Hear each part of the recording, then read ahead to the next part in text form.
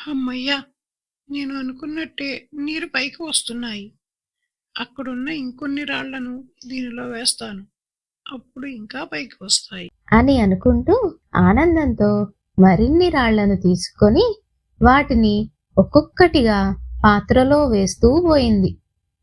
ప్రతి రాయి పడడంతో నీరు కొద్దిగా పైకి వస్తుంది. కొద్దిసేపటి తరువాత పాత్రలో నీళ్లు దానికి అందంత ఎత్తుకు వచ్చాయి. కాకి తన నోటితో ఆ నీటిని తాగి తన దాహాన్ని తీర్చుకుంది. హమ్మయ్య! నా దాహం తీరింది. దేవుడా, నన్ను బతికించావు.